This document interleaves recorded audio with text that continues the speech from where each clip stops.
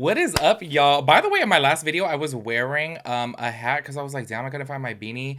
And then I want to say, like, two of you guys said that I look better with a hat on. So I was like, I'm just gonna start wearing hats only then. Honestly, y'all, like on a daily basis, I wear hats, not beanies. But I just feel like, I don't know, because I have this overhead light, I feel like, oh, it's gonna create a shadow or something. And I'm like, oh, I guess it doesn't look that bad. Honestly, y'all, hat, beanie, whatever it takes to cover up this big ass forehead, because woof, y'all. You know what's so crazy? When I was younger, I feel like I said this before, but when I was younger, I literally, because I've been bald since I was like 16, so I've been like shaving my head ever since then. Actually, I started shaving my head when I was 15. But ever since then, I just kind of was like, oh, okay, like this is just me, I'm just bald. That's just, it is what it is. But then the older that I've gotten, I'm like, oh, no, I don't like it anymore. And the reason for that is because, y'all, like, I'm not even exaggerating. It makes me feel so good that whenever I go anywhere, I get ID'd when I wear a hat. But then when I don't wear a hat, I don't get ID'd. So I'm like, okay, it's clear as day that I look old as shit being bald. So that's why I'm like, let me wear a hat. And honestly, y'all, people be like, oh, can I see your ID? And I'm like, oh, yeah, I'm almost like twice the age of the legal limit, but okay. Anyways, y'all, here I am rambling. I haven't filmed in like a week because y'all know I told you guys last time I got sick and it's still lingering around a little bit. So I was like, yeah, I'm just gonna take some time off because I am not feeling it right now. So that's why I'm like Chatty Cathy over here. As you guys can tell by the title of today's video, we're going to be talking about Patrick Ta because he is getting called out by an influencer on TikTok stating that he does not pay. Well, she specifically says black content creators, but I want to show you guys within today's video that I don't think he pays content creators, period, because I did actually do a video about this before. I want to say this was probably about within the past 2 years, I want to say that an influencer had came forward that a brand, she wouldn't say who, but everyone and their mom was speculating that it was Patrick Ta. They were saying that a brand wanted to do a, y'all, I'm going to butcher this. I'm so sorry. I want to say it's like AAPI, Asian American, y'all know what I'm trying to say. Basically to where they do like, Asian not remembrance. Oh my god, I can't think of the right word right now. Y'all know what I'm trying to say, okay?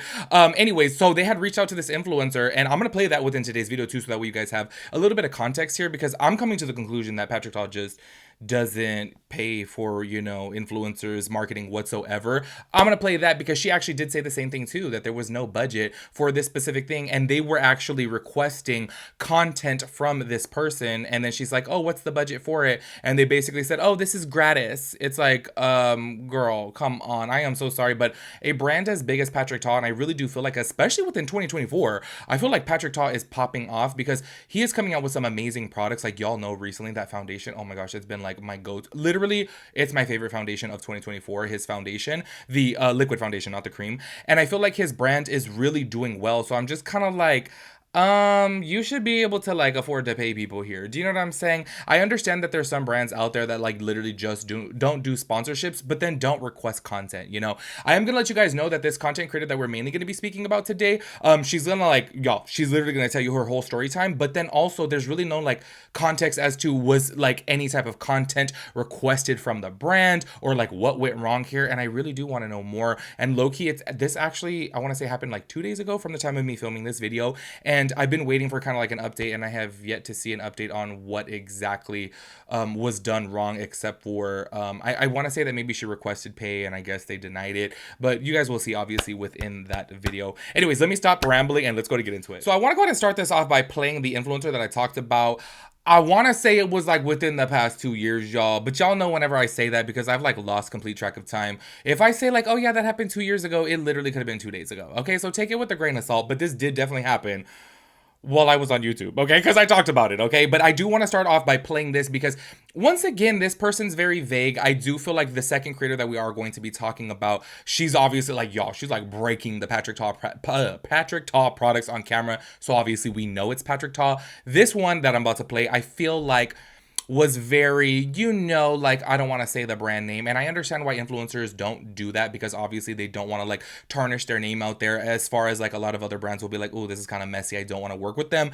But I feel like if you're going to sit down and make a video, please don't sit there and just be like, oh, I'm going to be very vague about it. Like, no, say the name, because obviously if you care enough to speak out about it, say the name. Like, I totally get it. Like, people are scared obviously to be like, oh, I don't want to lose other brand deals. Like, other brands are going to look at me like I'm like messy or petty or dramatic. problematic. Do you know what I mean? I get it, but I feel like if you care enough to make the video, say the brand name, because I really do feel like when you do this type of thing as to where like you're kind of alluding to it being this brand or that brand, people obviously start speculating, and I don't think that's okay. There's obviously so many different brands out there, and I really do feel like in this specific scenario, it's better if you just name them, you know, so that way people know what you're talking about. So go ahead and check out this first TikTok. A big beauty brand just tried to gaslight me. Basically, this big beauty brand reached out to me through Instagram DM, and they're like, hey, we're doing this series where we're highlighting AAPI voices. We'd love for you to submit some videos for us to use on our channel. They're basically asking me to send them content and benefit from associating with me, basically an AAPI creator. I respond with, I would love to explore this. However, I would love for this to be a paid conversation. A day later, they respond to me. We're reaching out to creators to participate gratis as a way to amplify AAPI creators and communities. We do not have a budget for this, as we see this as a celebration, not a business transaction. But they want me to do work for them for free. That's what gratis means. If you're trying to celebrate AAPI creators, shouldn't you open up your wallet?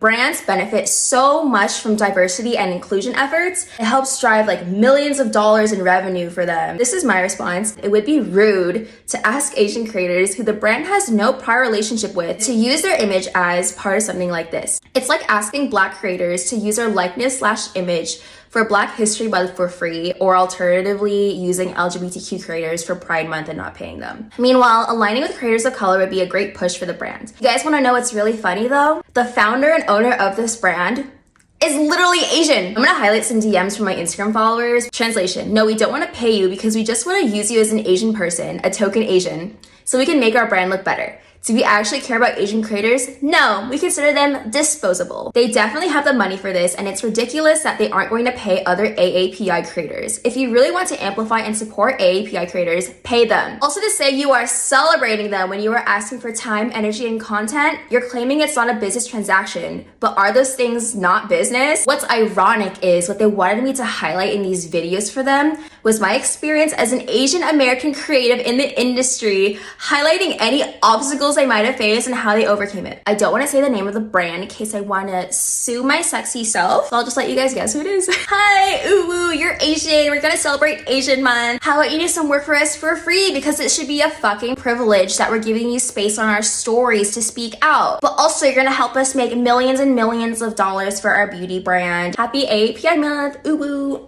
So the reason why I wanted you guys to watch that is because a lot of people are calling out Patrick Ta right now on TikTok for not paying Black creators, and I want to say I think his whole problem here is not paying creators, period, because as you guys can see from right there in that video, once again it is speculated, but even looking at the comments, like literally the top comment on there, it's definitely Patrick Ta Beauty. Another person on there, I know this is Patrick Ta. Obviously everyone was speculating that it was Patrick Ta given her, you know, description basically about the story. So that's why I do want to emphasize on that, because you guys will see within this TikTok that I'm about to play for you guys, I'm like, no, I really do think the issue here is that Patrick Ta maybe just doesn't, I don't want to say they don't have a budget for, you know, marketing, but maybe they just don't believe in paying sponsorships, which I am so sorry. I am 100% against. You guys know this. Like, y'all, I've been making videos about this for years now, years and years and years, actually. I feel like it's so messed up that a brand can go viral on TikTok, and it's like, treat that person to something. Send them a damn Louis Vuitton bag or something, because one video that goes viral on TikTok is going to generate probably hundreds of thousands of dollars for that brand. So you going out of your way to like send a little something, send a little check, do you know what I mean? I just feel like is really not asking for too much. So if this is in fact true, I do want to know more of this story. If this is in fact true, this is just so messed up, like, honestly, and especially this girl that you guys are about to see, like, she, like, literally loved Patrick Ta Beauty. You guys will see how many products she has within that video. Like, clearly she's a supporter, she's a stan, she has a good amount of followers on TikTok, so I really don't understand why Patrick Ta wouldn't pay her, and I'm not really getting it. And the only thing that I can think of is that, oh, maybe he just doesn't believe in paying influencers, which, once again, I'm sorry, that's complete bullshit. It is straight up bullshit. Influencers are the reason why your products are going viral. I really do feel like this day and age, in order for a brand to be successful, you need influencers. That's just my opinion. I feel like there is not too many brands at Sephora or Ulta that are going to be selling millions of dollars without any type of marketing from influencers. Everyone now goes onto TikTok, YouTube, Instagram, and that's how they find out about these products. So that's why I'm just like, brands need to really be paying influencers. I think it's so messed up, especially when these people are writing or dying for your brands and like literally promoting your brand all the damn time. Go ahead and check out this TikTok right here. I'm sick of seeing companies profit off of the black dollar and they're not paying black creators.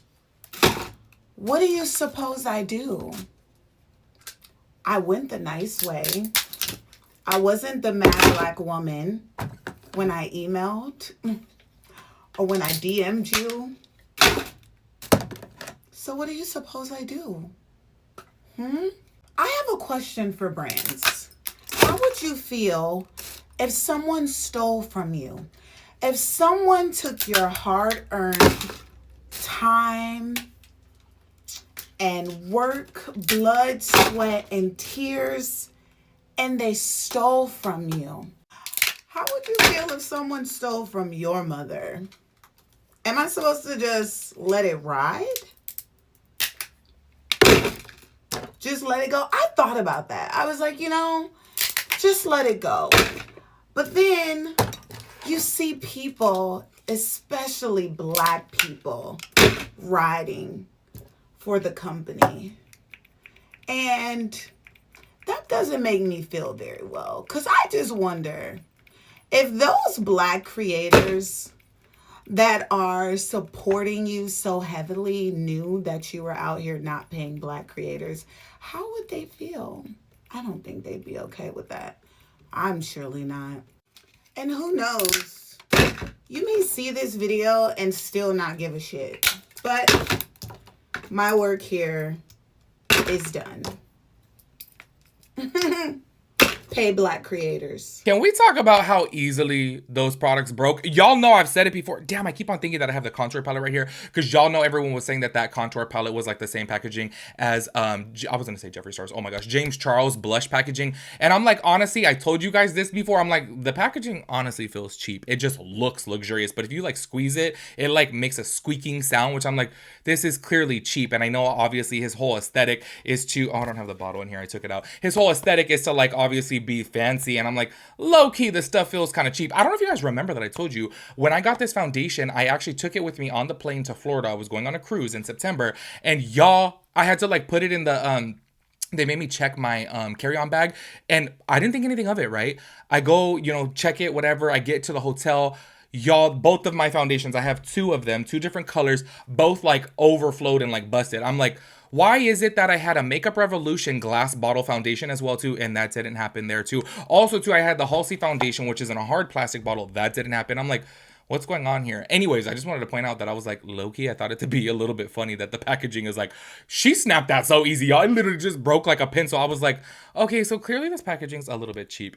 Anyways, I have to say my personal opinion, I really do feel like Patrick Ta needs to get it together. If this is the case that he's not paying influencers, I think that's so messed up because I really do think that he needs to be a little bit more humble and realize that these influencers are the reason why his brand is doing so well in Sephora. So make sure you guys let me know your thoughts and opinions about everything. I will catch you guys in the next one. Peace out, Girl Scout.